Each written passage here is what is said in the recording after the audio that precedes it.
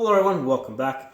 Today we're going to be talking about Red Dawn tunnels. Okay, for those of you new to the channel, I've been doing a video series looking at the 1980s movie Red Dawn, and I've been analyzing it and trying to apply realistic militia tactics that would work in that scenario. And for those of you who are not familiar with the movie, Red Dawn is an 80s movie where the United States is invaded by the Soviets and the Cubans. They're occupying half the country, and we have people behind enemy lines that are forming militias in order to fight the communists. Okay, so in the prior videos, and I'm going to include a playlist in the comment section before of all the videos I've done to date. In the prior videos, I have mentioned the use of tunnels in urban areas and cities.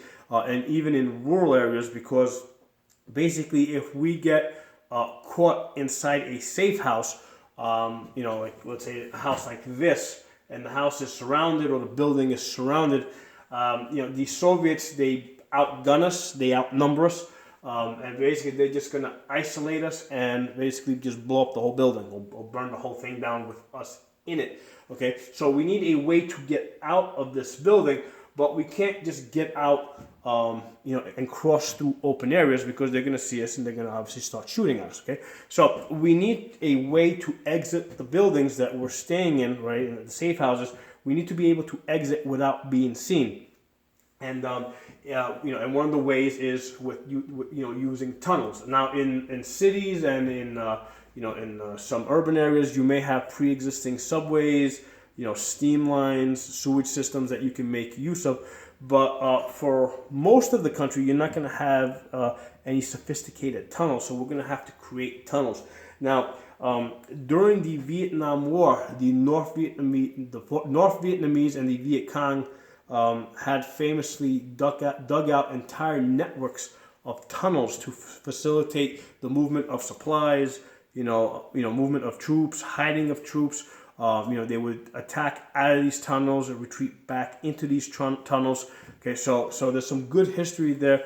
If you guys want to do a little bit more research on the North Vietnamese, use of tunnels during the Vietnam War. So we're gonna kind of borrow, we're gonna borrow from that page of history. Now, the big difference here is that the North Vietnamese had the benefit of a huge volume of labor, okay, whether it was voluntary or involuntary, whether it was forced labor, whatever it was. The North Vietnamese were able to bring a lot of people, a lot of civilians into the area to do the digging, okay, to help with the digging. So we don't have that benefit, okay, so we can't just bring in thousands of people to help, with shovels to start digging tunnels for us. So we're probably a small militia group. We're probably somewhere between 5 to 10 or 12 people, and we may have the support of another 10 or so people, 10 or so people that are providing us with food and other supplies, and land and places to hide, and providing security watch for us and bringing us information. But we're not a huge network at this point. Okay, so so with that in mind, what I want to do is I want to come up with a plan that I think makes some sense. Okay, so as far as creating a tunnel system, the first thing I would want to do is I'd want to pick farmland. Okay, I don't want to use raw land, land that has never been worked, because you're going to find a lot of big rocks on the ground, and you're going to find a lot of roots. Roots of really, the tree roots are really hard to work with. Okay, so it would make our life a lot easier if we can find some farmland to work with. That where basically the big rocks are already out of the ground, the soil is already somewhat soft because it's being worked every year. That is a good place to start. Okay, now that being said, obviously this is going to be in an area that is a good distance from the Soviets, so that we cannot be observed during this digging operation. Okay, now as far as the digging, okay, we're too small of a team to basically be digging with shovels and picks. So we're going to make use of farm equipment, of ideally a mini excavator. Okay, but even tractors can be very helpful. Tractors do have trenching equipment that will attach to the back. So we want to use, equipment to make our trenches, okay? So we're going to find some farmland that's already been worked. We're going to do this during the spring because during the spring, everybody's farming, okay? So the Soviets are not going to be surprised to see, the dirt being moved around, okay? So we're not just going to just trench the area that, where we're going to be trenching. What we're going to do is, if this is the land here, we're gonna plow the entire land as if we are basically plowing for the spring planting. Okay, so we're gonna turn the whole dirt over. Okay, so everything looks disturbed. Okay, so it looks like we're basically farming. And once all the dirt's been turned over, then we're gonna start our trenching process. And basically what we're gonna do is we're gonna trench it. We're not gonna try and actually tunnel underneath it. We're just going to open up a trench, okay? And the cool thing about that is that when we open up the trench, like as you can see here, okay, so this is the house over here. We're farming all around the house, as is typical with farms. And then after we move all the soil, we're going to make our trench. Right? We're just going to start digging it out. And what I want to do is I don't want to make just a single line. I want to make kind of like a network of trenches. So I want to make it like a finger, like you see how you got like little finger tunnels going off in different directions. So for example, because it may be that if the Soviets ever box us in, we might see that they've got positions over here, which obviously means we're not going to go in that direction. We'll go in some other direction. Okay, so we want more than one option as far as which direction we're going to be evacuating to, okay? And at the same time, we want our tunnels to terminate in areas that have cover. So if you notice, I have these little green triangles here. These represent trees, okay? So these are all trees. So I've got my trenches terminating in an area that has trees or some type of cover or something, so that when when we come up out of the ground, we're not out in the middle of nowhere, where we can easily be seen, okay? These trenches are probably going to be about 3 feet wide, and the reason is because plywood is usually 8 foot long by 4 foot wide. So what we're going to do is after we make this trench, we're going to cover the trenches with the plywood. Okay, so the plywood being 4 feet wide, our trench being 3 feet wide, enough room for us to move through.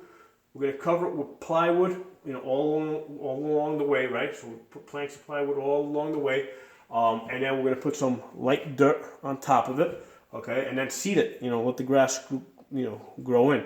Now, the one thing is we got to do this in such a way that we can, because we want to be careful not to drive over the trenches with farming equipment, later on. Okay, so we need to. We need to organize this in such a way, and obviously this is a small scale over here, but we need to organize this in such a way that we don't accidentally run over our own trenches with our farming equipment, as we go through normal farming operations as well, okay? So we got the trenches, we've got them covered. We're gonna put some light dirt over them, seed it so that the grass grows back over it, so it's not so obvious that what we've done here. Now, there's a good chance that, even after it grows in, if the Soviets are out walking this area, they might see something's a little bit weird, but the idea is that this is a somewhat isolated area. We're not expecting Soviets to be randomly walking, through this farm, okay? Which can be, would probably be several hundred acres wide, okay? This would be a large piece of property, okay? So we got our multi tunnels, right? So to give us options to get out. Now, one of the things we want to be aware of is water drainage, okay? Because once you make this trench, as it starts raining, right? These trenches are going to want to fill up with water. So if we can pick a property that's like, a property that has at least a hill, and what we would do is we would do this trenching operation towards the top of the hill. So that the water will naturally run, even inside the trenches will normally run out and away. Because if you do a trenching operation like this on just, flat land, what's going to happen is that this is going to fill up with water and it's just going to sit there. and it's it's going to be really hard to get through this. I mean once if the trenches fill up with water, and they get all muddy, it's like walking through quicksand almost. So that's going to become a mess. So that's an important consideration: water drainage. We want to situate this in such a way that it has natural water drainage, and the only way we're going to do that is if we pick a safe house that's at the top of the hill, where we have a natural water runoff. Okay, and then lastly, we need a plan for escape and hide. Okay, so once we get out, okay, we've got our trenches. They're going to dump us off into near the trees over here to a forested area. Okay, well, what do we do from then? I mean, what do we do? Do we have maybe we have a couple of motorcycles hidden in the trees over here that can get us out of here, or maybe there's horses. There's a ranch next to us that has horses or something, or maybe this property has horses. So that might be part of the plan. But whatever. We have to decide. Once we get through the trenches, what's next? How do we get out of there? Where are we going to go? Now, part of the plan might be that we might just once we get out, we might just double back and attack the Soviets from behind. If it's a small if it's a small group, we might be able to do that. But that said, they're gonna send more. When this group doesn't report back. So we still need a plan to get out of here. Okay. So a couple of things for you guys to think about as far as Red Dawn tunneling tactics. If you guys have any other ideas, please post them in the comment section. I'd love to hear from you guys. If you like the video, give it a thumbs up, share it. It helps bring more people into the channel. I'll talk to you guys soon.